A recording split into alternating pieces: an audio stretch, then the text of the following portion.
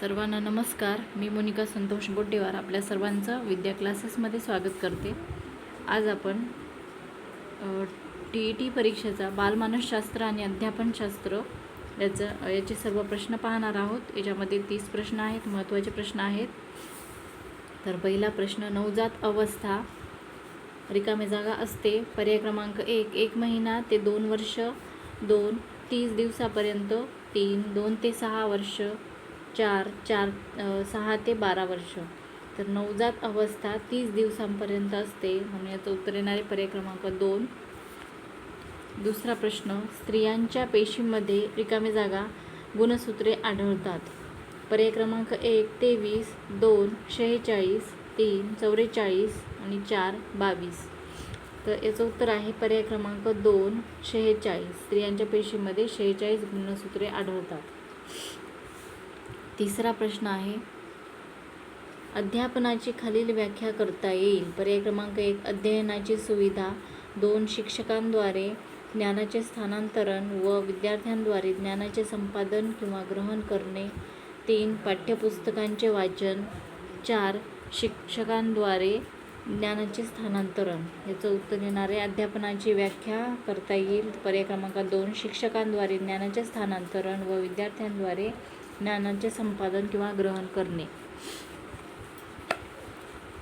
चौथा, बालकांच्या व्यक्तिमत्वाचे मापन करण्याची सर्वाधिक वस्तुनिष्ठ पद्धत कोणती.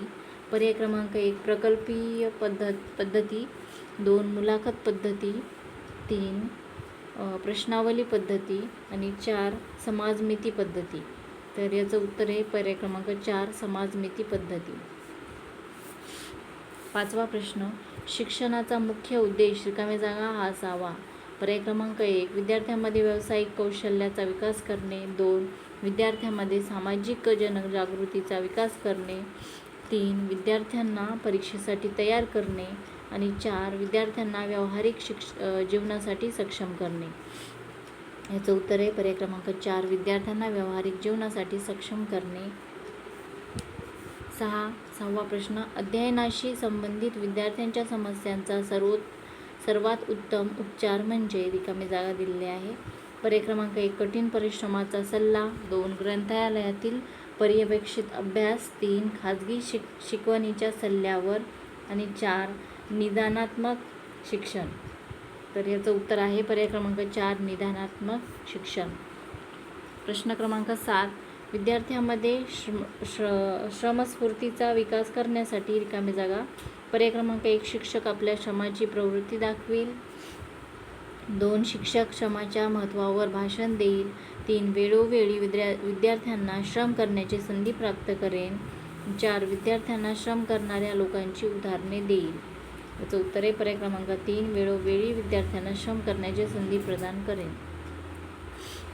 8वा प्रश्न, गरजू बालकांना विशिष्ट स्वरूपाचे शिक्षण देण्याची सोय केली पाहिजे.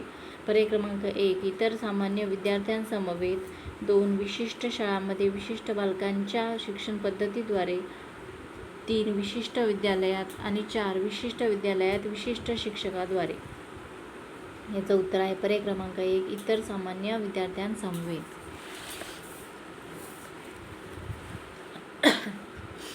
9वा प्रश्न आहे, जे विद्यार्थी वर्गात प्रश्न विचारतात त्यांना. पर्याय क्रमांक 1 वर्ग संपल्यानंतर शिक्षकांना भेटण्याचा सल्ला द्यावा, 2 वर्गातील चर्चेत सहभागी होण्यास प्रोत्साहित करावे, 3 सातत्याने प्रश्न विचारण्यास प्रोत्साहित करावे, 4 स्वतंत्रपणे उत्तरे शोधण्यास प्रोत्साहित करावे. याचं उत्तर आहे पर्याय क्रमांक 3 सातत्याने प्रश्न विचारण्यास प्रोत्साहित करावे. 10वा, असंघटित घरातून आलेले बालक या समस्याचा अनुभव घेतात. पर्याय क्रमांक 1 सुनिर्मित प्रकरण, 2 स्वतंत्रपणे अध्ययन, 3 नियोजित निर्देश आणि 4 स्वाध्याय पुस्तिका. तर याचं उत्तर आहे पर्याय क्रमांक 2 स्वतंत्रपणे अध्ययन. 11वा प्रश्न आहे, 5 वर्षाचा राजू खिडकीतून वादळ पाहतो, विजा चमकतात आणि त्यांचा कडकडाट आवाज येतो. राजू हा आवाज ऐकून उड्या मारतो. पुन्हा पुन्हा ही घटना घडत होती. त्यानंतर थोड्या शांत वातावरणानंतर वीज पुन्हा कडाडली. राजू पुन्हा आवाज ऐकून आनंदाने उड्या मारू लागला. राजूचे उड्या मारणे शिक्षणाच्या कोणत्या सिद्धांताचे उदाहरण आहे? पर्याय क्रमांक 1 शास्त्रीय अनुबंध, 2 क्रियाप्रसूत अनुबंध, 3 प्रयत्न प्रमाद आणि 4 यापैकी नाही. याचं उत्तर आहे पर्याय क्रमांक 1 शास्त्रीय अनुबंध. त्याच्यानंतर 12वा प्रश्न आहे, खालीलपैकी कोणता व्यवहार भावनात्मक अडथळे दर्शवत नाही? पर्याय क्रमांक 1 बालगुन्हेगारी, 2 दुर्बलांना धाक दाखवणे, 3 उनाडक्या किंवा कामचुकारपणा आणि 4 शालीनता. याचं उत्तर आहे पर्याय क्रमांक 4 शालीनता. 13वा प्रश्न आहे, परीक्षेचा ताण कमी करून यशस्वी होण्यास रिकामी जागा आवश्यक आहे. पर्याय क्रमांक 1 अल्पकालीन परीक्षेकडे वाटचाल, 2 शालेय स्तरावरील विविध अवस्थांच्या परीक्षांचे आयोजन करणे, 3 वार्षिक व अर्धवार्षिक परीक्षा, 4 विविध प्रवेश परीक्षांसाठी विविध एजन्सीची स्थापना.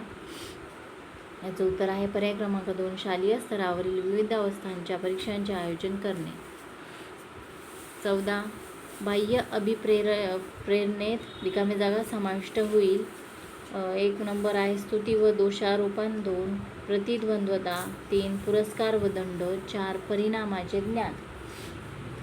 पर्याय क्रमांक 1 आहे 1 आणि 2, 2, 1, 2 आणि 3, 3 फक्त 2 आणि 4 वरील सर्व. याचं उत्तर आहे पर्याय क्रमांक 4 वरील सर्व. हे जे पर्याय दिलेले आहेत ते बरोबर आहे.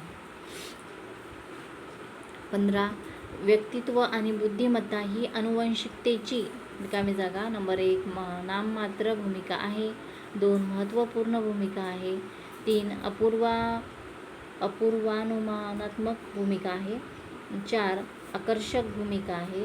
तर याचं उत्तर आहे पर्याय क्रमांक 2 महत्त्वपूर्ण भूमिका आहे.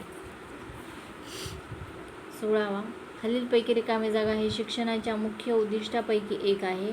पर्याय क्रमांक 1 नोकरी, 2 समाज परिवर्तन, 3 शिक्षकाचा उदरनिर्वाह आणि 4 वरील सर्व. याचं उत्तर आहे पर्याय क्रमांक 2 समाज परिवर्तन हे शिक्षणाच्या मुख्य उद्दिष्टापैकी एक आहे.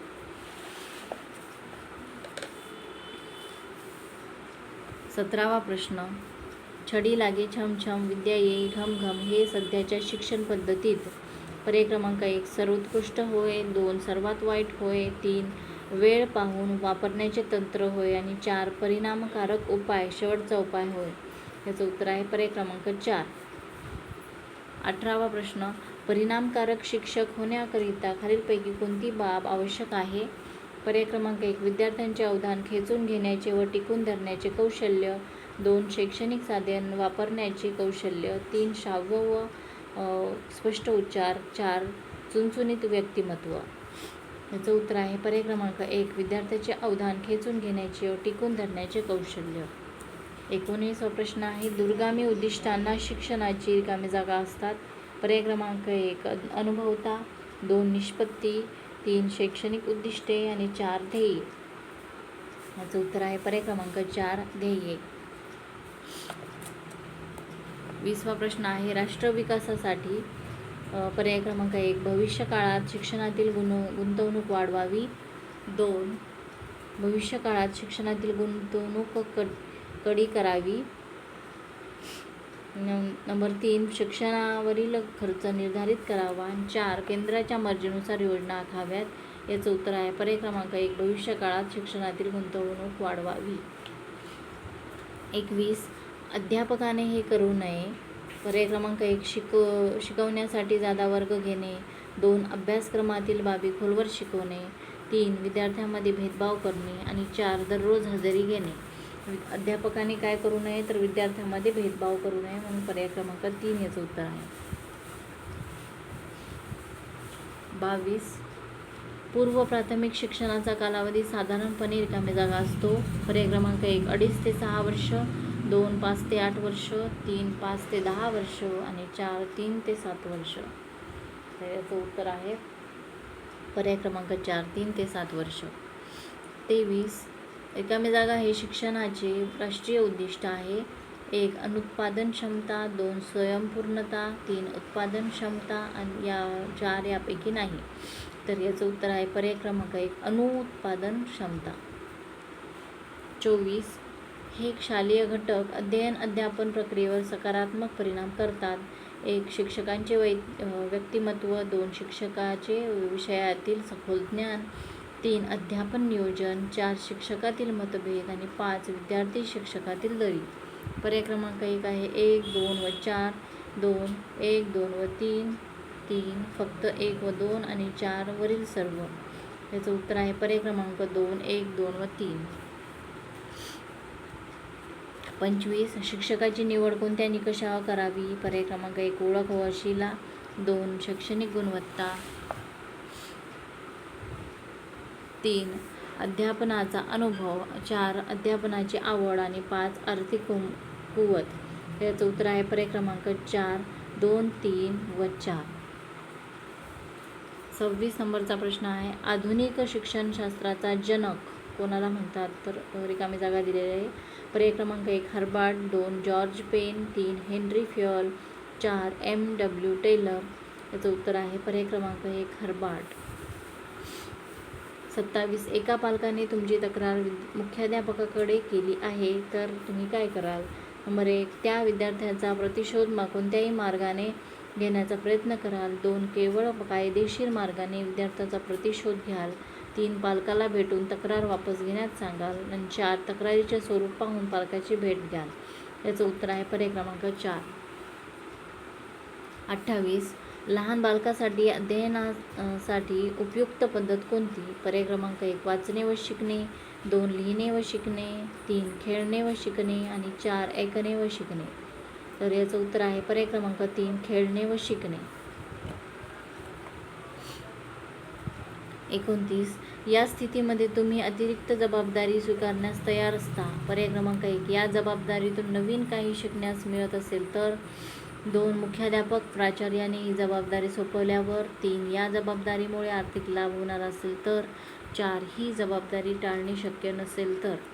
याचं उत्तर आहे पर्याय क्रमांक 1 या जबाबदारीतून नवीन काही शिकण्यास मिळत असेल तर. 30 विद्यार्थ्यांच्या उत्तरपत्रिकांचे मूल्यमापन करत असताना. पर्याय क्रमांक 1 अनुत्तीर्ण विद्यार्थ्यांचे गुण वाढवून त्यांना उत्तीर्ण करण्याचा प्रयत्न कराल. 2 सढळ हाताने गुणदान कराल ज्यामुळे विद्यार्थ्यांचे नुकसान होणार नाही. 3 काळजीपूर्वक सर्व उत्तरं वाचून गुणदान कराल. 4 निकाल लवकर लागण्यासाठी गतीने उत्तरपत्रिका तपासणे प्राधान्य द्याल. याचं उत्तर आहे पर्याय क्रमांक 3 काळजीपूर्वक सर्व उत्तरे वाचून गुणदान कराल. अशा प्रकारे आपण बालमानसशास्त्र व अध्यापनशास्त्र याचे 30 प्रश्न पाहिलेले आहेत. व्हिडिओ आवडला असेल तर व्हिडिओला लाईक करा, चॅनलला सबस्क्राईब करा. व्हिडिओ बघितल्याबद्दल धन्यवाद.